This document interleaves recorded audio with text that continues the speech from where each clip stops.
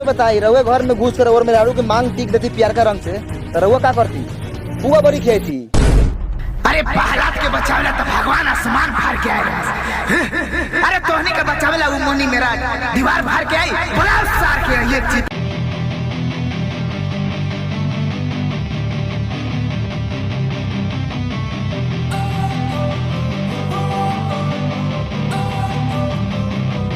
Don't wanna sleep in, cause I got something to prove. I gotta take what इतिहास के बाद हर बेटा बेटी के 10 फीट के भी दायरे में नजर आयल ना करूर हसर करो कि कर साख गंगा में बहावे लायक भी न रहे। प्रीति के सांप काटे से मौत हो गई।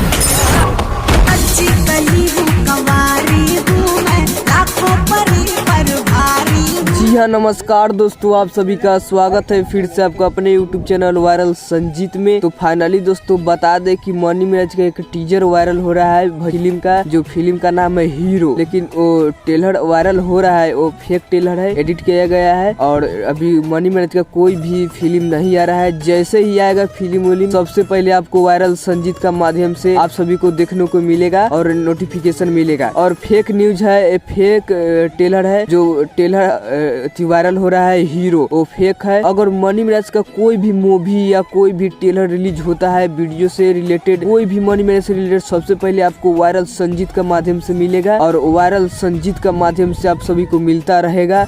मिलते हैं नेक्स्ट अपडेट का साथ। Thank you, welcome, must welcome, धन्यवाद। और हमारे चैनल को सब्सक्राइब कर लीजिए और बेल आइकन को प्रेस कर लीजिए। Thank you.